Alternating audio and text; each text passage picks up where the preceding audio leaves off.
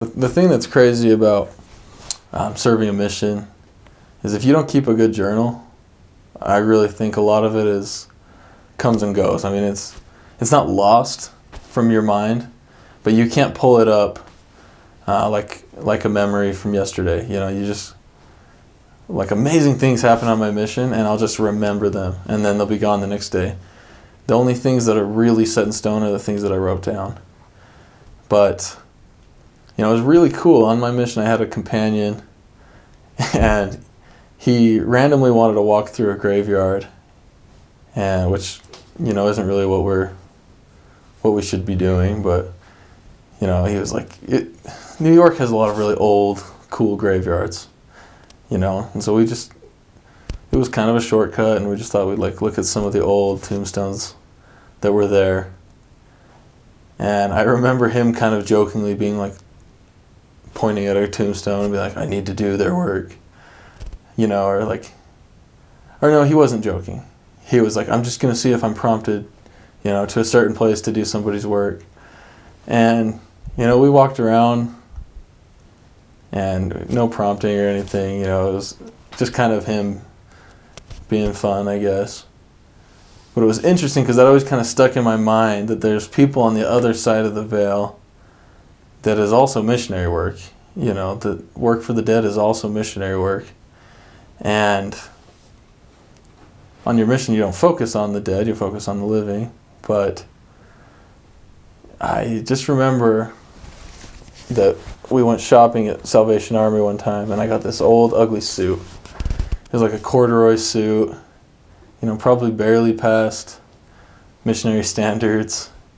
It was huge. I mean, I'm not a small guy, but the waist size on this was just, it was like parachute pants, you know. I don't know what persuaded me to buy this suit, but I just bought it. You know, I needed an extra suit, so I bought it. And we took these members to the Sacred Grove later on, and I was wearing this big old ugly suit, and just remember, like, I having tons of room when I walked, you know, because my pants were so big. And walking, and I was kind of sniffly, you know, so I needed some tissue paper. I have bad allergies. And I was searching my pockets to just hopefully, like, maybe there was some tissue paper that I had left in this suit. And I felt this card. And so I pulled out this card, and it was a funeral card for this woman, that someone had obviously gone to the funeral in that suit. And I was looking at the funeral card, and the day that this lady died was the same day I was born. Same year, same month, day, everything. I mean, the day that I was entering the world, she was leaving it. And it was crazy, because as soon as I saw that, I remembered what my mission companion said in the graveyard, you know, that, like, maybe I'll be led to someone that needs me to do their work. And I knew that I needed to do this lady's work. I knew that's why I bought the suit. I knew that's why I found it in the Sacred Grove. You know, there's just a lot of things that spoke to me. You know, I have all these, like, different theories of how we're connected, you know, that maybe I passed her on the way into Earth, and she, you know, and we talked or something. But either way, even if that didn't happen, I knew that I needed to do this woman's work.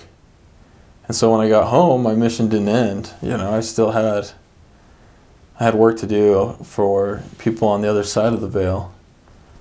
And it was a lot of work to try and get her into the system and try and research really who she was. All I had was a funeral card. But I was able to do it. You know, I was able to finally get all the approval I needed and get her work done.